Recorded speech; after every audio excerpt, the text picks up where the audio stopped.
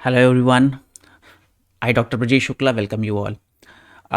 Interview help series जो हम लोगों ने शुरू की थी आप लोगों की मदद के लिए, उस सीरीज़ में ये चौथा वीडियो है। ठीक है, पहला मैंने वीडियो बनाया था जनरल क्वेश्चंस के बारे में, दूसरा था आपके एकेडमिक प्रोफाइल के बारे में, तीसरा था रिसर्च बैकग्राउंड के बारे में। उसी क्रम में फोर्थ है ये आपका डेमो टीचिंग के बारे में। एक ऐसा इलाका है ये डेमो टीचिंग का जिसको लेकर के ज़्यादातर कैंडिडेट्स के मन में डाउट रहता है कि आखिर हम लोग कमीशन के इंटरव्यू में इस चीज़ को कैसे हैंडल करेंगे। सो देखिए, डेमो टीचिंग जो है ना, ये ब्लैक बोर्ड जो बना हुआ है, आप देख सकते हैं ये ब्लैक बोर्ड ज़्यादातर कैंडिडेट्स को बहुत परेशान करता है कि बाकी सब तो ठीक है, सब्जेक्ट तो हमारा तैयार है, सब्जेक्ट तो हम जवाब दे लेंगे, ये टीचिंग कैसे होगी, क्योंकि ज़्यादातर लोग टीचिंग में एक्सपीरियंस्ड नहीं है। तो मैं इस वीडियो के दौरान आपको ये बताने का प्रयास करूंगा कि आप किस तरह से इस प्रॉब्लम को सॉल्व कर सकते हैं आसानी के साथ, किन चीज़ों को ध्यान रखना है, क्या चीज़ें नहीं करनी है।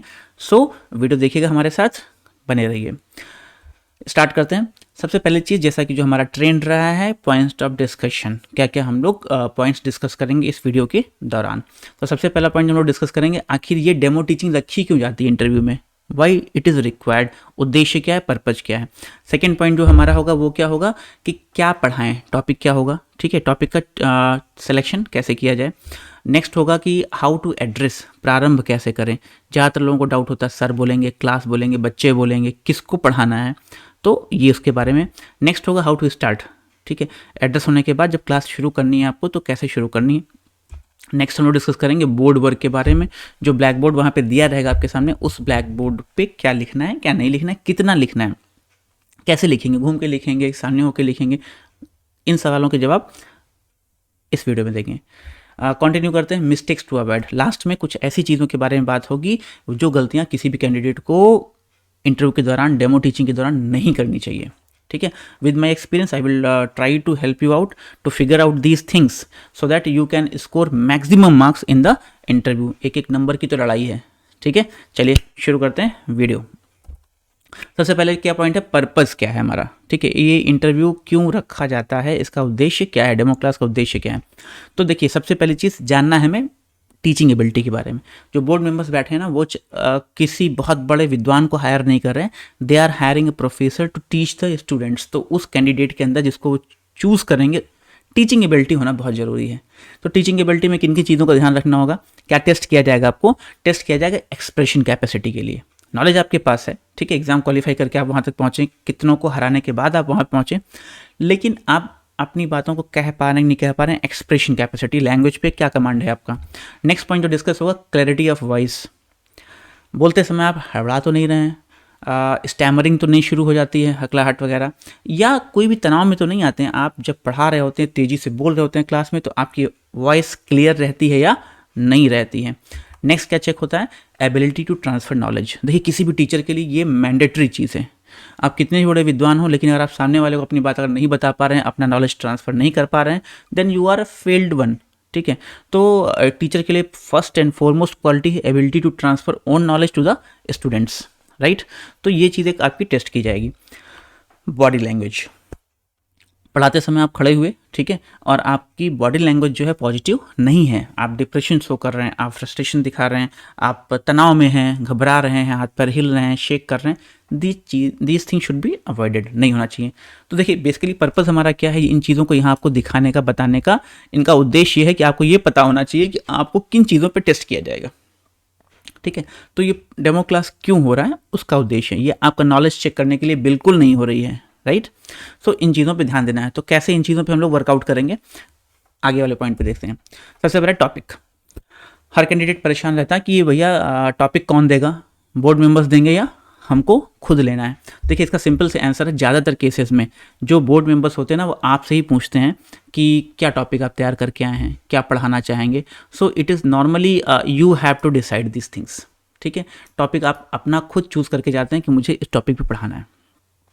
बोर्ड मेंबर्स वैसे भी, मैंने कहा ना कि नॉलेज पे इंटरेस्टेड नहीं है, आपकी इंटरेस्टेड है आपकी एबिलिटी पे। तो जो भी टॉपिक आपको लगता है कि आपको आता है, पढ़ाइए और अपनी टीचिंग एबिलिटी दिखाइए उनको। तो जब आप ये टॉपिक चूज़ करते हैं तो किन चीज़ों को ध्यान रखा जाए। सबसे पहले चीज़ देखिए, मैंने क्या बताया है, चूज़ वाइजली। थोड़ा दिमाग लगा करके, ठंडे दिमाग से, बुद्धिमानी पूर्वक टॉपिक चुने। हाई फाई टॉपिक ना चुने, उन्हें इंप्रेस करने का प्रयास बिल्कुल ना करें। एक सिंपल टॉपिक चुने जिस पे आपको कमांड हो। ठीक है, और जो कमांड की मैं बात कर रहा हूँ, इस command is not about the facts, ठीक है, कि भाई उस पर कुछ भी पूछ लीजिए हमको सब आता है ना, फैक्ट्स के बारे में बात नहीं करनी है, बात करनी है कॉन्सेप्ट्स के बारे में। तो आपके कॉन्सेप्ट्स क्लियर होने चाहिए उस टॉपिक के बारे में, ठीक है। फैक्ट्स ऊपर नीचे हो जाएंगे चलेगा, लेकिन अगर कॉन्सेप्ट आपका गड़बड़ हो गया तो प्रॉब्लम हो सकती है। कॉन्सेप्ट इन द सेंस कि एक और चीज़ होती है क्या, डायमेंशंस। जब मैं कॉन्सेप्ट कह रहा हूँ तो अदर डायमेंशन, देखिए कोई भी चीज़ जो आप पढ़ते हैं उसकी कई एक्सप्लेनेशंस पॉसिबल हैं, कई तरीके से उसकी आप व्याख्या कर सकते हैं, ठीक है।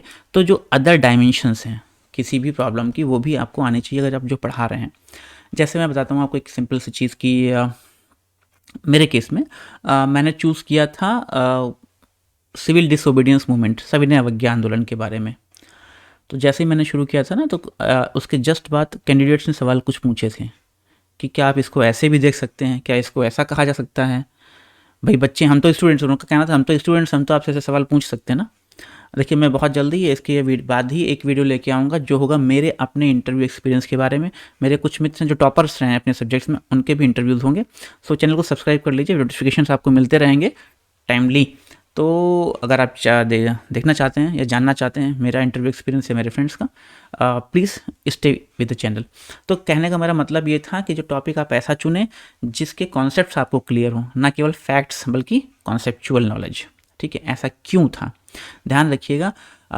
जब आप पढ़ाना शुरू करते हैं, ठीक है, तो क्लास में आपको क्या आता है, ठीक है, वो ज़्यादा महत्वपूर्ण नहीं है। महत्वपूर्ण है आप उन्हें कैसे बताते हैं, ठीक है। और किसी भी तथ्य के बारे में अगर आप ये बता सकें कि ऐसा क्यों हुआ था, ठीक है, इसके क्या परिणाम हुए, ठीक है, कोई महान है तो क्यों महान है, इस कवि को उस पर्टिकुलर काल का प्रतिनिधि कवि माना जाता है तो क्यों माना जाता है। अलग अलग सब्जेक्ट्स के अलग अलग कॉन्सेप्ट्स होंगे, लेकिन कॉन्सेप्ट्स मस्ट बी क्लियर। वो टॉपिक चुनिए। फिर मैं कह रहा हूँ हैवी टॉपिक मत चुनिए जो उनको इम्प्रेस कर दे कि नहीं आप बहुत डीपली पढ़ा रहे हैं, ना, सिंपल टॉपिक चुनिए जिसके सारे डायमेंशंस आप कवर कर सकते हो। तो ये बात हो गई टॉपिक के बारे में। अगले पॉइंट पे आते हैं, एड्रेस कैसे करेंगे, right, how to address. Address का मतलब क्या होता है, जब टीचर क्लास में घुसता है जहाँ पे बच्चे बैठे होते हैं तो नॉर्मली क्या रिएक्शन होता है, और बच्चों कैसे हो, hello students, how are you all. लेकिन यहाँ समस्या है कि यहाँ पे सामने 4-5 बहुत सीनियर प्रोफेसर्स बैठे होते हैं। समझ में नहीं आता कि उनको हम क्या कहें, उनको सर बोलें कि हेलो सर आज मैं ये पढ़ाने जा रहा हूँ आपको, या बोलें हेलो स्टूडेंट्स, हेलो बच्चों, वो भी अकवर्ड लगता है। तो क्या कहा जाए, ठीक है।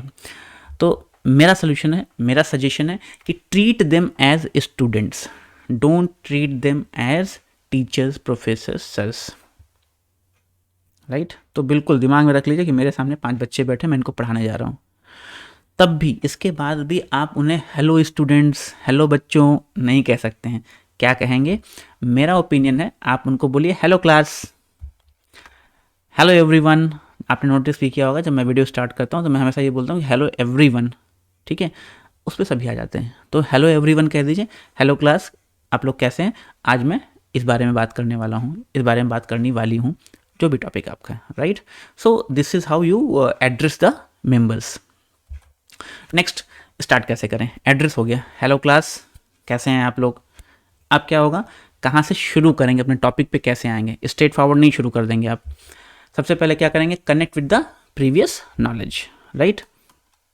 तो connect with the previous knowledge में क्या आता है कि जो पूर्व ज्ञान, जैसे जिन मित्रों ने बीएड कर रखा है उनको पता होगा, अपनी क्लास को हमेशा शुरू करने के पहले पिछली चीज़ से जोड़ते हैं। जैसे आप ये कह सकते हैं, फॉर एग्जांपल जैसे मैंने अपना एग्जांपल दिया सविनय अवज्ञा आंदोलन का, तो आप इसको ऐसे कह सकते हैं ना कि हेलो क्लास, लास्ट क्लास में हम लोगों ने पढ़ा था साइमन कमीशन के बारे में, हम लोगों ने पढ़ा था उसके बाद नेहरू रिपोर्ट के बारे में।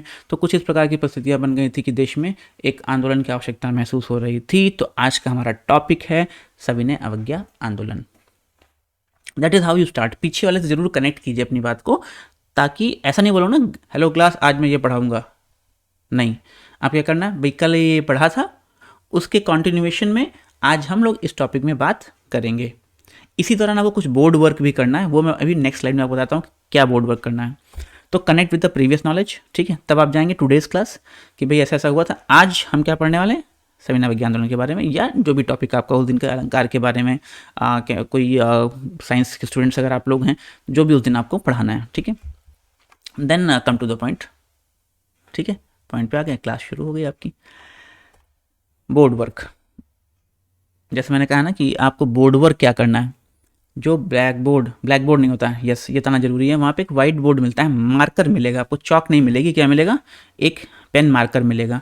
और जो बोर्ड होगा नॉर्मली वो क्लीन मिलेगा आपको, साफ़ सुथरा मिलेगा, ठीक है। लेकिन अगर वो साफ़ सुथरा नहीं तो पहला काम क्या करना है, पहला काम आपको करना है कि उस ब्लैक बोर्ड को क्या करना है, क्लीन कर लेना है, सेव कर साफ़ कर लेना है, ठीक है। लेकिन 99% चांसेस हैं कि वो आपको साफ़ सुथरा ही मिलेगा। क्यों मिलेगा मैं आपको आगे बताता हूँ, ठीक है। मूविंग फॉरवर्ड, जैसे ही आप ये बताते हैं कि आपने जो प्रीवियस नॉलेज बच्चों को दिया कि भाई बेटा हमने स्टूडेंट्स हमने कल क्लास में ये पढ़ा था, आज हम पढ़ने वाले हैं क्या, जैसे मैंने एग्जांपल दिया सविनय अवज्ञा आंदोलन, ठीक है, civil disobedience movement, whatever your medium is, घूमिए और बोर्ड पर मेंशन कीजिए सविनय अवज्ञा आंदोलन। ध्यान रखिएगा कि राइट द टाइटल, टाइटल लिखना है बोर्ड के बीच में लिखना है, बड़े अक्षरों में लिखना है, बिगर लेटर्स, और उसे अंडरलाइन कर देना है। ये कहाँ होना चाहिए, सेंटर टॉप पे, जो भी आपका बोर्ड है बोर्ड के टॉप पे बीच में बड़े अक्षरों में लिख दीजिए सविनय अवज्ञा आंदोलन, अलंकार, छंद, मैथ्स, जो भी आप पढ़ाने जा रहे हैं, you are the expert in your subject, जो भी टॉपिक आपका है उसको मेंशन कर दीजिए, लेकिन बड़े अक्षरों में सेंटर में अंडरलाइन कर दीजिए। जिसमें आप कह रहे हैं ना कि मैं ये पढ़ाने जा रहा हूँ, तो आप उसको लिखते चलिए, वहाँ पे लिख दिया आपने। नेक्स्ट, ये करने के बाद ठीक है, आप अपना इंट्रोडक्शन देना शुरू कीजिए, अपना मतलब टॉपिक का जो आप पढ़ाने जा रहे हैं कि ऐसा था ऐसा था, ऐसा हो रहा है ऐसा हो रहा है। इस दौरान आप क्या कीजिए ना, अपने बोर्ड को, जो आपका बोर्ड है ठीक है, नॉर्मली वो आपका 4x3 का होता है, उसको बीच से डिवाइड कर दीजिए वर्टिकली, ठीक है। जैसे मान लिया, अगर आप लोग साइड में देखिए, अगर ये आपका बोर्ड है, फॉर एग्जांपल मैं मान लेता हूँ ये जो क्लिनिक लिखा हुआ ये आपका बोर्ड है, तो क्या करना है, इधर बीच से, है ना, मैं इसका एक काम करता हूँ, कलर चेंज कर देता हूँ, ठीक है, लेट से रेड कर देता हूँ, ओके। ये अगर ये आपका बोर्ड है ना, ठीक है, तो क्या करना है आपको, इसको बीच से ऐसे वर्टिकली डिवाइड कर लीजिए। वर्टिकली डिवाइड करने का फ़ायदा ये होगा कि अब जो आपको मेन पॉइंट्स लिखने हैं, ठीक है, divide the board into 2 parts हो गया, तो अब इन 2 पार्ट्स में बोर्ड को डिवाइड करने के पश्चात इसका फ़ायदा क्या होगा, इसका फ़ायदा ये होगा कि जो आपकी सब हेडिंग्स होंगी, ठीक है, सब headings in the sense colour change, okay, सब हेडिंग्स जो होंगी, जैसे मान लिया आप टॉपिक पढ़ा रहे हैं ना, कुछ कुछ हेडिंग्स होती हैं कि पहले एक ये हुआ, फिर एक ये हुआ, फिर एक ये हुआ, उसको आप लेफ्ट हैंड साइड पे, जो लेफ्ट हैंड साइड आपने खींचा था ना, 2 हिस्से थे, एक लेफ्ट बायां पोर्शन, एक दायां पोर्शन, बायां पोर्शन में अपनी हेडिंग्स लिखते जाइए, ठीक है। तो सब हेडिंग्स जो हैं, सब headings in sequence in the left hand side, बाएं हाथ पे आपकी सब हेडिंग्स रहेंगी। जो दाहिनी साइड वाला आधा बोर्ड आपने छोड़ा हुआ है, वो क्यों छोड़ा हुआ है, कुछ आपको रफ स्केचिंग करना है, कुछ रफ ड्राइंग करना है, कुछ रफ कैलकुलेशन करना है, कुछ ऐसे नहीं, चलते फिरते हम लोग लिखते रहते हैं बोर्ड पे, ऐसा था, फिर ऐसा था, फिर ये ऐसा हो गया, फिर ये हो गया, इसको इससे जोड़ दिया, फिर ऐसा हो गया, जो भी कैरी ऑन, उसको आप कहाँ करिए, वो रफ वर्क जो आपका राइट पोर्शन में होना चाहिए। आपकी हेडिंग्स, मेन हेडिंग ऊपर हो गया, टॉपिक जो पढ़ा रहे हैं, और जो सब हेडिंग्स हैं वो लेफ्ट हैंड साइड में लिखी रहेंगी पहले से, है ना, पहले से मतलब क्लियर साफ सुथरी लिखी रहेंगी। अगर आपको बीच में बोर्ड रब भी करना पड़ता है, साफ़ करना पड़ता है, तो किधर साफ़ कीजिएगा, सिर्फ राइट हैंड साइड, जो रफ वर्क आपने स्केच वर्क कर रखा है उसको हटाइएगा, लेफ्ट वाला छोड़ दीजिएगा, क्योंकि ये आपकी क्लास के लिए टाइमलाइन का काम करे कि क्या क्या टॉपिक आपने पढ़े हैं। नॉर्मली होता क्या ना, इतना लंबा आप जाओगे ही नहीं, ठीक है, इतना लंबा डिस्कशन होता ही नहीं, पहले ही बोर्ड मेंबर्स बोलेंगे कि ठीक है, okay, thank you, please come down and sit. Mistakes to avoid, very very important one, ठीक है, ये गलतियाँ नहीं करना है। मतलब कि भले ही आप टीचिंग में पॉजिटिव पॉइंट्स ना निकाल पाएँ, अगर आपने बहुत अनुभव अभी नहीं है, आपको बहुत अनुभवी नहीं है, तो हो सकता है बहुत अच्छा इंप्रेशन ना पड़े, कोई दिक्कत नहीं है, सबके साथ होता है, लेकिन निगेटिव इंप्रेशन ना पड़े, ये भी ध्यान रखने वाली बात है। तो मिस्टेक्स क्या अवॉइड करना है, सबसे पहली बात, clean the board before coming back, right, ये बिल्कुल ध्यान रखिएगा आप लोग, राइट। जैसे मैंने कहा था ना, जब आप बोर्ड पे जाएंगे तो आपको बोर्ड साफ़ मिलेगा, साफ़ इसलिए मिलेगा क्योंकि मैं मान के चल रहा हूँ कि पिछले कैंडिडेट ने इस चीज़ को ध्यान रखा होगा, और बोर्ड साफ, जो भी आपने बोर्ड पे रेफर किया, जैसे ही आपसे बोलते हैं मेंबर्स की please come back, thank you, आप पूरा बोर्ड साफ़ कर दीजिए, everything should be neat and clean clear, okay. Next, don't give incorrect data or biased statements, जिस समय आप पढ़ा रहे हैं, पढ़ाते समय कई बार क्या होता है, अचानक कोई तथ्य आप बोलना शुरू कर दिया, लेकिन अचानक वो डेट, वो तथ्य, वो फैक्ट, वो फार्मूला मिसिंग हो गया, नहीं याद आ रहा है, तो उसको आप गलत बिल्कुल मत बोलिए, इनकरेक्ट मत बोलिए, ठीक है। गेस कर दिया गया, चलो ठीक है ये बता देते हैं, ऐसा मत कीजिए, ठीक है। उसको आप अवॉइड कर जाइए।